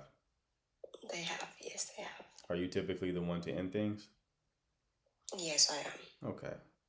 So we're avoidantly attached then. Sounds like. Okay. And this guy sounds like he might be anxious. Don't know for sure. But what did he want you to be vulnerable about? That's the thing. We never really got down to that part of the conversation. So how did the argument even start? That's the thing. We were watching a movie. He just stood up, and then next thing he just came and he just started talking, and then from talking he just went from yelling and expressing how he feels like he's the only one who's really vulnerable in the relationship. And then he started lashing out at me, and then it was really, really confusing. Like, I feel like I was even processing okay, what the hell just happened? Because right, when you said that he started talking, what was he saying when he started talking? You say he started off talking, then it transitioned to yelling. So when he was in the talking phase, what was he saying? he was talking about how it was really subtle, and then he was like, started off with some, I get how you don't like opening up and etc. And I'm trying to get to know you and etc. And I know it's gonna take time. And then boom, he just started going on some, I feel like you don't open up because you don't even know who you are. And it just went from that to a lot of okay. Okay, when he was talking, was he just monologuing, or were you responding to what he was saying? I was not responding. I did not say a word. Okay, that's part of the problem. So here's what happened. You come across as cold. So you when people bring up serious matters, you freeze. Not really freeze per se, but then it's more like if I feel like we can have a conversation, I will speak up. Okay. But then the way he was talking, I didn't feel like I was gonna be able to really speak to him in a way that he would actually be, okay, I understand you right now. Okay. So I was like, I'm gonna wait for you to calm down, and then we can talk about it when you calm down. Okay. What gave you the impression that you couldn't talk, even when he was still just regularly talking? Because there was a time I tried to speak, and then he was like, I'm still talking, and then yeah. I was like, yeah, no. And this is the only conflict y'all ever had? Well, it did happen, and then previous to that, there were tiny little disagreements as well. What were those about? One was mainly about, we were talking, and he didn't tell me about something really, really important. Uh-huh. And he told me something, but it was more like a half truth. It wasn't a full truth. And in my head, I asked him why he didn't just tell me the truth straight up, even though I wouldn't have liked it. I would have preferred him telling me the truth than for him telling me like a half truth. Right. And then he started venting and kind of yelling at me about how I'm ungrateful and how I should have just taken the truth that he chose to give me. And then I was telling him that, but it's not the truth, so you can't choose what the truth is. The truth is the truth. You can't half it to make it suit your criteria. You can't do that. Okay. And yeah, it did not end well. And what month did that occur in, like in terms of the 6-month-long relationship? This happened around 2 months in. Okay, what made you stay? Good question.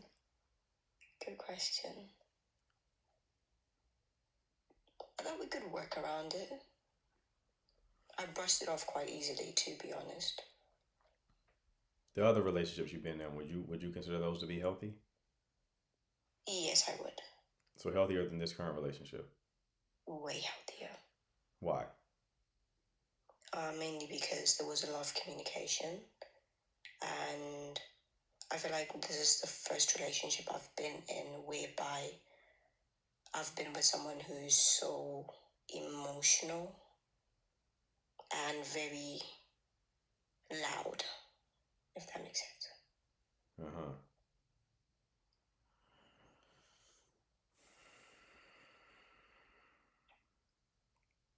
I'm not so sure you're simply avoidant. He definitely has some shit going on. This isn't just an attachment problem. It's not like, oh, he's anxious. No, he got some shit going on with him. So your first question, should you get back together with him or something like that? No, you shouldn't. He's treating you poorly. Why would you want to get back together with him? Is my question for you. Why even consider it? This is y'all in the honeymoon phase, and you've been yelled at aggressively multiple times. That is a good question. I want you to answer it. Why do you feel like you want to get, or even considering getting back together with him? Well, it's more like the reason mainly why I am considering getting back together with him is mainly because a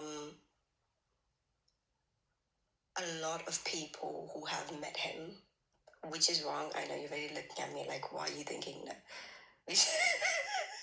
Right. I already know. Believe that he is a good guy. That's one. Okay. And I want to also, I'm trying to see the good as well, because a lot of people have told me of what a good guy he is. And in my head, I do believe he's good, but then at the same time, I just don't believe it is my responsibility to turn a boy into a man either, or to teach him how to control his emotions.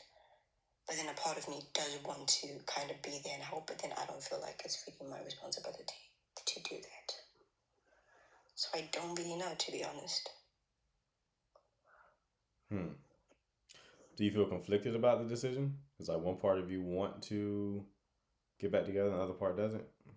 Yes, I really do. You really do what? I feel conflicted.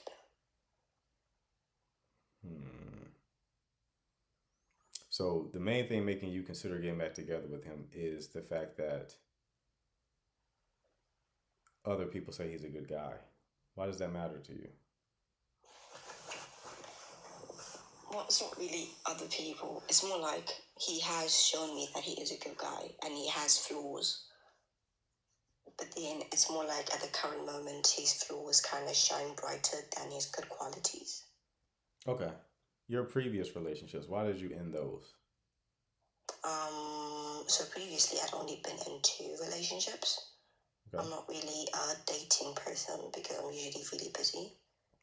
So the first one, initially I ended things because I was moving and I wasn't sure if I was able to do long distance. Okay. So I just didn't want to experiment things too early.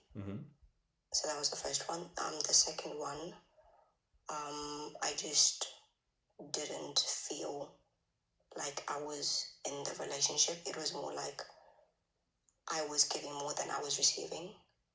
And I guess I wasn't feeling the relationship. It felt more like a transaction. In what way? Then, yeah. Sorry? In what way did it feel more like a transaction? In ways whereby... So I have this thing whereby a lot of people in my life are more of the receivers from me and I'm more of the giver, if that makes sense. Especially when it comes to emotionally, whereby they come to me and they trauma dump or they come to me for advice, but then it's usually taking. And I end up just giving whatever it is and I don't really get the space to actually get to let them know because in my head I'm thinking you're already going through so much right now. So I'm not going to try to make it worse. It just felt really, really tiring. Gotcha. The way that you show up in this relationship, has that been the same way you showed up in previous relationships or have you made a change? It has changed. How has it changed? It's changed because when I approached the relationship, I had very much of I really don't want to be a doormat anymore. Like I really don't want you to just come and dump things. I want you to deal with the things that you have to deal with. I don't want you to come with your past traumas expecting to fix them with me. Not that I have a problem with it. I do have a problem with it.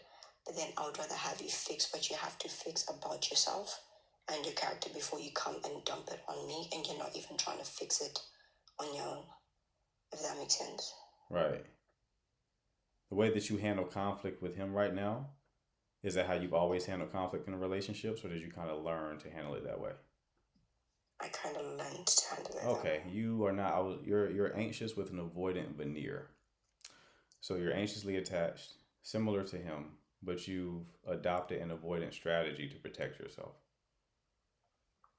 That's why I said you were dismissive avoidant. You're not dismissive avoidant. You're anxious. That's why you are the one who's over-giving, overextending. But through your relationship experiences, both platonic and romantic, you learn that that hurts you or drains you. So you correct it by adopting more avoidant strategies, which is creating distance and not being as reactive. He reads that as cold. So when he brought something up and he didn't get the reaction from you that he wanted, because maybe you had no reaction, he turned up the dial of intensity to force you to have a reaction. Does that resonate? Yeah. Yeah, so that's likely what happened here. The anxious side of you, the real the core of your attachment is the one that's considering getting back together with him. It doesn't make excuses. It wants connection, right? But you should not. He treats you poorly. Even considering it shows that you have some gaps in self-love and self-respect. Don't worry, you're young. I mean, everybody kind of has that. But that's an area of focus for you to work on. Because, like, if you had a friend who was in this relationship, I'm sure you would tell your friend to not get back together with him, wouldn't you? I would. Right, because you're the advisor to your friends. If they came to you with this exact same situation that you weren't emotionally attached to, you would be like, why would you get back together with someone treating you that poorly? Who cares if he has the good qualities, right? You got to give yourself that same advice. Be your own best friend in this scenario. Okay. Thank you so much. No problem, love. Best of luck to you.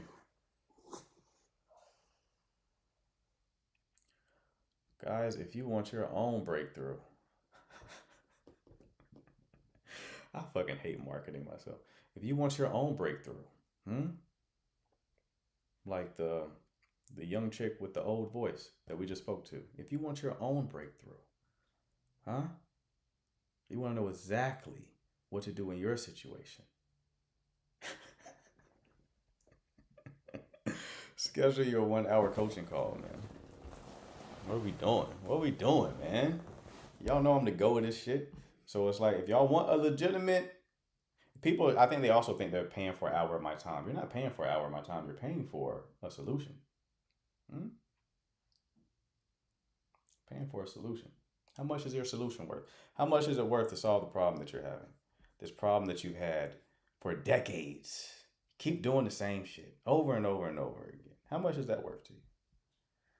Think about it. Think about it. Sound like an addiction treatment commercial at first. But you like how we just solved that puzzle? That's why I like the hard questions. I'm gonna keep asking questions till I reach coherence. I was like, interesting. There's something there. Got it. It's a game for me. Got it. I knew that. I knew to ask that question. There we go. We figured it out. I knew him reacting that way was per her not having a reaction.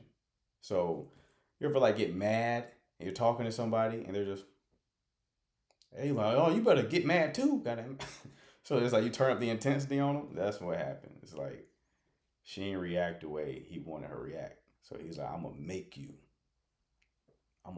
react. I'm not gonna be the only one mad right now. You better dip them eyebrows too. Shit. While my eyebrows on the floor, I need you to dip them eyebrows as well.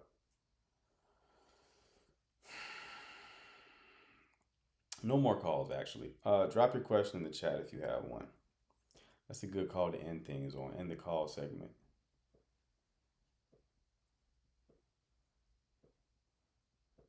Stop stream. I'm gonna keep the stream going while I do Mark After Dark.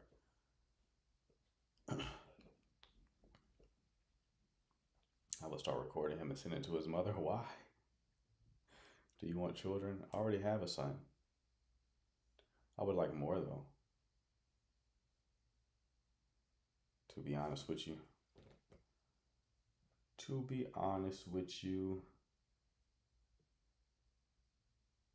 The world needs more of this. More of these genes. More of these genes. Maz, go ahead and pass the collection plate around for people who have not scheduled their call, but they still want to provide payment in the form of gifts.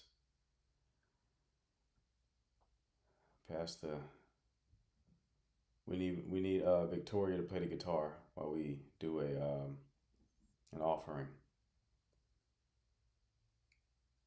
Okay, where's Victoria with her guitar?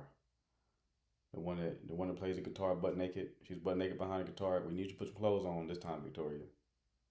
Put some clothes on. Bring out that guitar. We pass around this collection plate. There we go. Thank you, Danny, for your contribution to the collection plate. Appreciate you, Danny. We love you. Is there one? Ain't that what they say in church? Is there one? Appreciate you, Daniels. Pass around the collection plate. Azul, appreciate you, Azul. Church really appreciates a giving heart. Say the Lord loves a cheerful giver, right? Loves a cheerful giver. Close the doors, right? Nobody leaves alive. We're going to close the doors to the live. Nobody can leave. Let's get that collection plate passed around. Maz, you can pass around the collection plate, but I also expect for you to put something in the collection plate as well. Being a mod, being an usher in this situation, appreciate you, Sharice. Absolutely. Being an usher in this way does not absolve you of your sins. Your sins have not been washed. The way to wash the sins is with a dollar shower, okay? We need a shower of big bills to wash away these sins. Cece, just in time. Cece, we need you to contribute to the collection plate. It is offering time. We are doing an offering. All right, just passing it around. We got value today. Contribute. Victoria, she's playing the guitar. You can't hear it, but she's playing it. I told her to get dressed, but she's still butt naked playing guitar. We're going to let that rock. God says, come as you are. So she came butt naked with the guitar. So we're letting her play. I was checking the connected to my savings. Okay, Kevin Hart. When you figure it out, CC, put some in the collection plate. I saw that number of people in the live dropping. Who didn't lock the doors? Maz, we were supposed to lock the doors during offering. They can't leave during offering. Somebody go outside, cut their brakes. We need to cut their brakes. Appreciate you, Sharice. So they cannot leave the property. If they do leave the property, they will see their maker ahead of schedule. See their maker ahead of schedule. Okay? They're going to hell too, because they didn't give as they were given to. Right? Appreciate you, Jasmine. Appreciate you, Fempress. Oh, I feel the outpouring. A blessing is coming this evening. Hey, I feel it. I feel it. A blessing is coming this evening. I can feel our Heavenly Father smiling down right now. Appreciate you, Danny. Yes, Jay Severa. Overflow of abundance. All right. What was your favorite call from this evening? I'm curious. Appreciate you, A. Favorite call from this evening. What we got?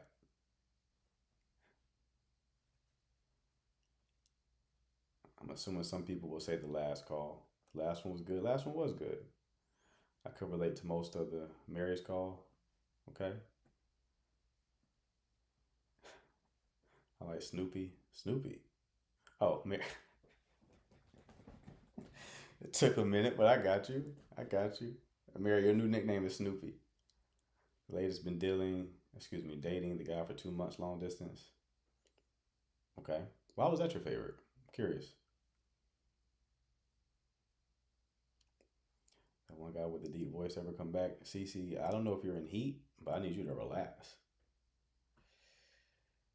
I need you to relax.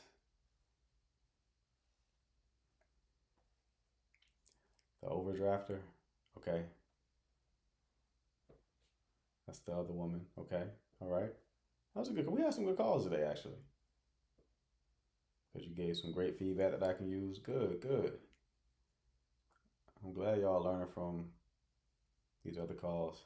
I hope that the ones who were like agreeing with Mary's approach took a lesson from that. They probably didn't, but hopefully they did. It just puts you in a bad situation, man.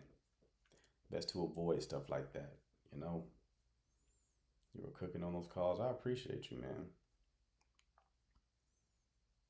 I appreciate you. It's a lot to learn.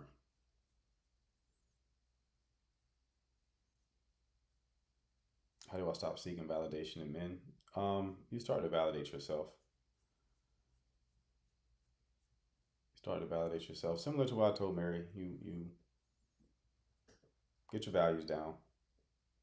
Get a stronger sense of self.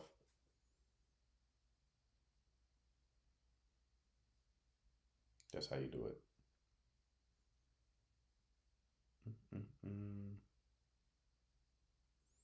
You mentioned maximizing your 20s. How do I do that at 27 before I run out of time? You're not going to run out of time. Don't think about it from that perspective. Direction is more important than speed. If you're oriented in the right direction, you'll be fine. So in this scenario, it would be you're not passing up good connections for the sake of having fun. A lot of lonely 40 and 50-year-olds who wish they didn't have that fun. What other advice do you have for anxiously attached women? I'll give you all the advice I have when you book that call, beloved. An hour-long strategy call, button at the bottom of the screen with the arrow inside the dialog box. You get me for an hour. If you don't already have a video on it. Have a video on what, Jay Severo? I think I missed your first comment.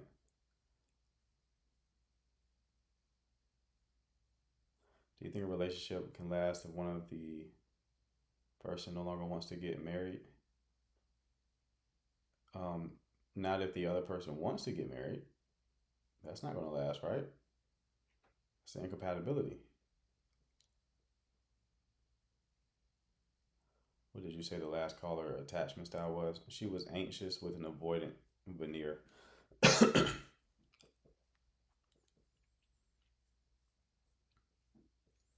So effectively fearful avoidant, but not a true fearful avoidant. There's two types.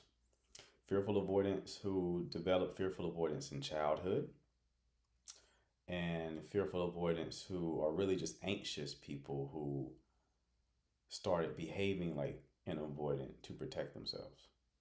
That's what she was. If you're a fearful avoidant like that, you don't necessarily need therapy to heal it. If you're a fearful avoidant who was creating your trauma in childhood, caused you to become a fearful avoidant, you got therapy is the best way. Like EMDR therapy, some sort of somatic therapy.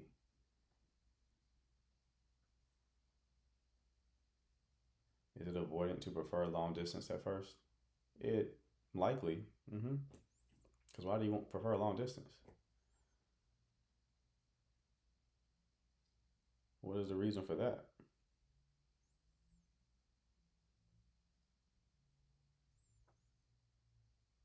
Space?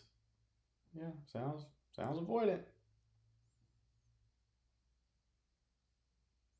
Will you make some gender neutral videos since taking calls with women now? No, I'm still positioning myself in the marketplace as a men's coach. I'll only coach the women who come to these lives. How special do y'all feel knowing that y'all have exclusive access? That the only women that I would ever get on a coaching call with are the women who come through this live. Don't you feel so special and chosen and unique?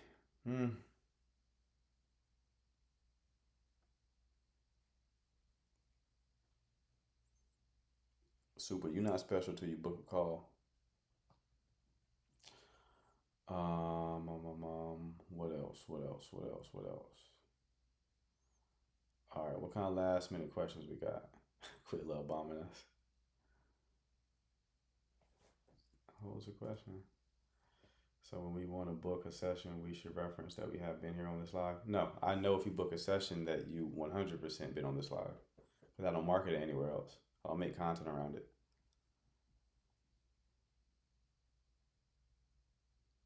What made the last caller an avoidant? She changed her natural behavior, which was to lean into the connection like an anxious person. So she started shutting down, especially during conflict that's like kind of heated. So she's not an avoidant. She's anxious. She's just adopted avoidant strategies. She's not avoidant though. She's anxious. Who's behaving similarly to an avoidant. A lot of people are like that in the current dating market. A lot of fearful avoidance out there, but not the real fearful avoidance. The fearful avoidant that are like the last caller, who are really anxious, but they are pretending to be avoidant. They want to talk to you every single day, but they're pretending like they don't. Does that make sense? I think they're protecting themselves or playing the game. They're really operating like a fearful avoidant.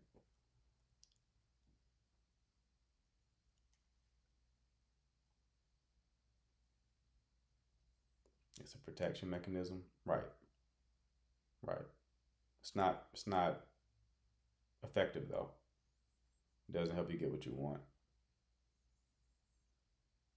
If you're trying to prevent yourself from getting hurt, you may succeed, but you also prevent yourself from connection. Because to truly connect requires vulnerability. And if you're protecting yourself, you're not. Protecting yourself is the antithesis of being vulnerable. You cannot do both simultaneously. You cannot be vulnerable while simultaneously protecting yourself. Does that make sense? That was probably an aha moment for somebody. My man ended a 2-year relationship that was going great because of not feeling spark. Thoughts?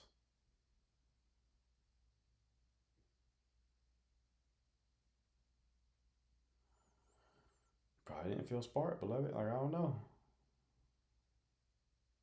What Maya Angelou say? Believe him. I actually would need to have you on a call to kind of like dig deeper, because you didn't give me enough in that comment.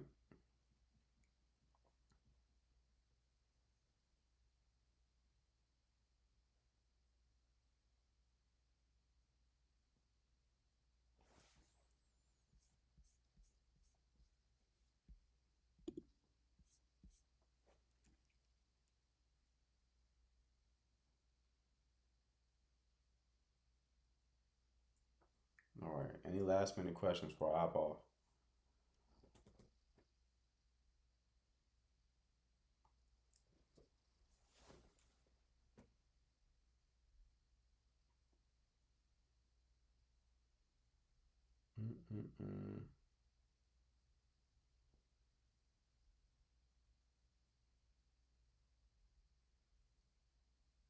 Don't forget to stop streaming. I appreciate you, CC.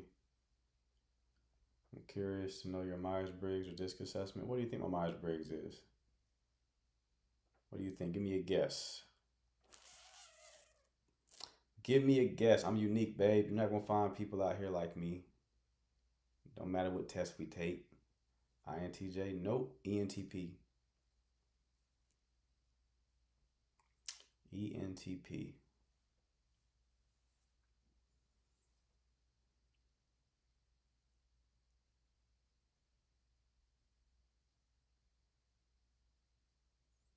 I'm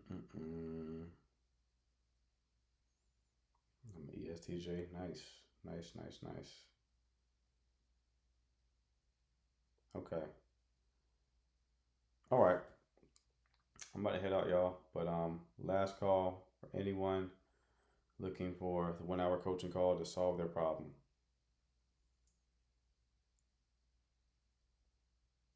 When it comes to dating and relationships. It also comes with 2 weeks of DM support, I forgot to mention. So after the call, you get 2 weeks to ask me more questions and to get my help with implementation. Ladies are having great results with that so far. Guys, that's for you as well. It's not just for women, okay? So you know what to do. DM me. If y'all ever miss the streams, I also stream and upload on YouTube. Link in bio for that.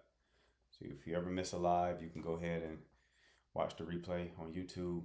Get that lesson in. Appreciate the mods. Appreciate the chat. I will see you all tomorrow at noon. Y'all take care.